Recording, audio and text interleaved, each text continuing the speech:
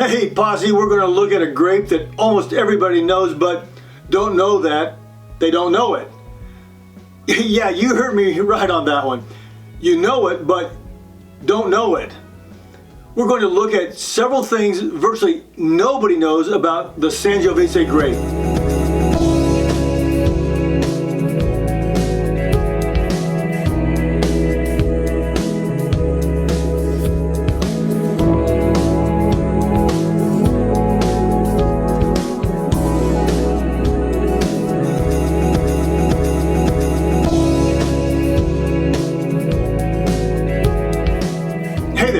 I'm Pierre, sommelier and founder of Asti Wine Consultants. As we are learning more about wines together, I've put together a series focusing on grapes. More specifically, a category of grapes called noble grapes. Out of the over 10,000 wine grapes in the world, there are only 18 that are called noble grapes. 9 of them are white, 9 of them are red. These noble grapes are the backbone of the entire wine industry, and most people have never heard of half of them. In this episode, we're going to look at the noble grape Sangiovese. My hope is that you will go with me on this quest to try and taste these 18 noble grapes. If you do, I'll certify you as an Asti Wine Noble Grape aficionado or noble grape connoisseur.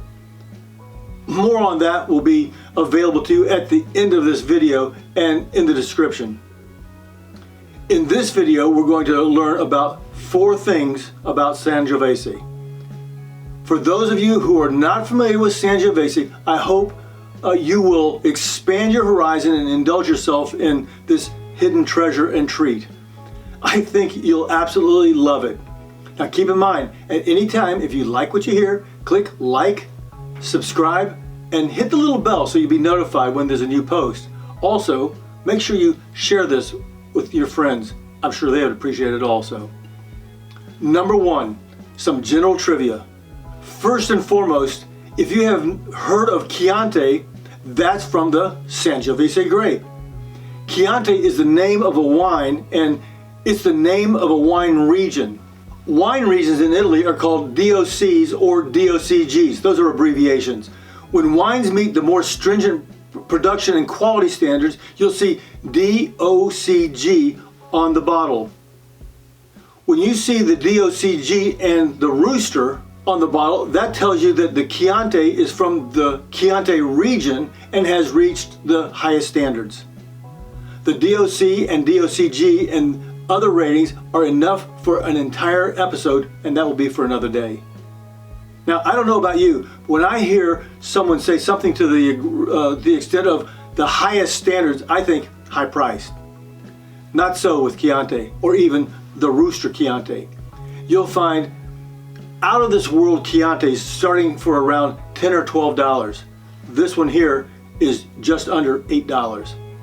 Chianti is smack dab in the middle of Tuscany, and while it grows throughout all of Italy, Tuscany is the spiritual home or birthplace, that was easy for me to say, birthplace, and produces spectacular, bright, and age-worthy wines. Okay, so now that we've established that Chianti is Sangiovese, let's make this a little bit more confusing. There are over 31 other synonyms or regional names for this grape. Nino Nobile de Montepulciano, Sangiovese Grusso, Brunello de Montesino, Russo de Montesino, Prunello Gentile, Calabrese, and a boatload of other names. It might surprise you to know that Sangiovese is actually quite scarce outside of Italy. It is less abundant than even the little-known grape Movide. At the dawn of the 21st century, about 1 in every 10 vines on the Italian peninsula were Sangiovese, and it has continued to be Italy's workhorse. The quality of Sangiovese wine can be notoriously variable, but in the 1980s, dramatically and drastically improved winemaking techniques saw a significant shift towards more quality and quality-oriented releases. Winemakers found that blending Sangiovese with other grapes can have a pronounced effect on enhancing or tempering the wine's quality. While Sangiovese-based wines have the potential to age, the vast majority are intended to be drunk relatively early in their lives. Those with the longest aging potential are the Super Tuscans and the Brunello de Montesino wines. With the right vintage, they can age for upwards of 20 years. Number 2, where it grows. As I alluded to earlier, you can see on the chart that of the 175,000 acres planted, 155,000 are in Italy, primarily in Tuscany, Umbria, and Campania.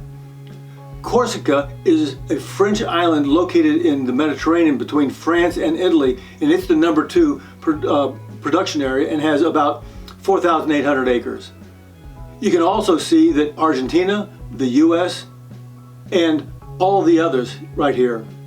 Italian immigrants brought Sangiovese to California in the late 19th century, but it was never considered very important until the success of Super Tuscans in the 1980s. In 1991, there were nearly 200 acres planted with Sangiovese. Consumption has always been really big in the US, but as far as plantings, it has had an up and down history here. As high as 3,000 acres, but now hovering right around 1,900 acres. Now, Washington State has picked up on it in the last 20 years and has a spicy and tart cherry flavor, anise, red currant, and tobacco leaf notes. Other areas in the U.S. with some plantings are Oregon, Virginia, Arizona, and especially Texas. How are you doing there? Is this information helpful? If it is, write Asti in the comments below. Number 3, taste profile. Good quality Sangiovese is prized for its high acid, firm tannins, and balanced nature. This is a tough grape to get a handle on because there are so many clones that go by the name Sangiovese. You can see on the taste chart, generally you'll pick up on savory flavors of various fruits and backed up by secondary notes of maybe tomato leaves, leather, brick, tobacco, smoke, and various herbs and spices. The use of light oak in neutral barrels has become more popular, and this coaxes out richer flavors like plum and raspberry. Now, in addition to the overall profile, let's take a brief look at several specific styles. Fruit forward versus rustic. The most sought after Sangiovese based wines have a balance between their fruit and earth components. So to say fruit forward is better than say rustic really doesn't do it justice.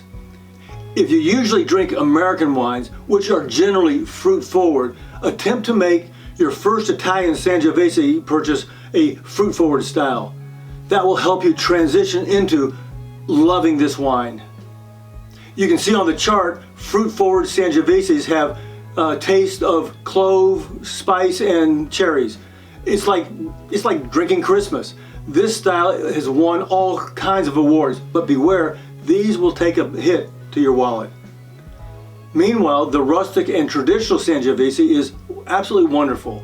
It has grippy tannins which will dry out your mouth, but are highlighted with dark chocolate and smoke flavors. Also, hints of oregano in the aftertaste makes the wine taste 100% savory from start to finish. These Sangiovese pairs perfectly with rich steaks and black pepper. Number 4, some suggested food pairings.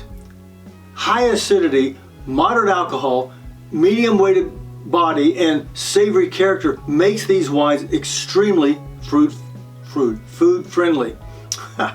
Always remember, what grows together goes together. In this case, this means tomato, pasta, and Parmesan cheese. The herbs and tomatoes actually bring out the more fruity flavors of the wine. Meanwhile, Sangiovese has been subject to more aggressive oak treatment, pairs well with grilled and smoked foods. Try it with meatloaf and roast chicken, roasted meats, cured sausages, and hard cheeses. Herb seasonings such as basil, thyme, and sage play off the herb notes of the grapes. I also recommend trying Sangiovese with pasta with a rabbit and mushroom ragu, maybe some fried chicken livers and slow roasted pork with white bean mash. And if you're into veggies, be sure to prep your veggies with plenty of butter or olive oil so that the richness of the fat cut through the tannins. Also use less sugar on braised or roasted veggies to ensure the wine tastes fruitier. Folks, remember, you can get 1 or 2 Asti Wine Consultants Noble Wine certifications. Either the aficionado, once you've had 6 of the noble wines under your belt, or the connoisseur certification once you've completed all 18 noble wines. Now for either, you'll also need to watch that introductory episode. There's more information available about this in the description below. Well, there you have it. Everything you need to know about the Sangiovese, Chianti, or whatever you want to call it, grape. Make sure also that you watch these other videos, and remember to hit like and subscribe if you got something out of this episode. Until next time, cheers.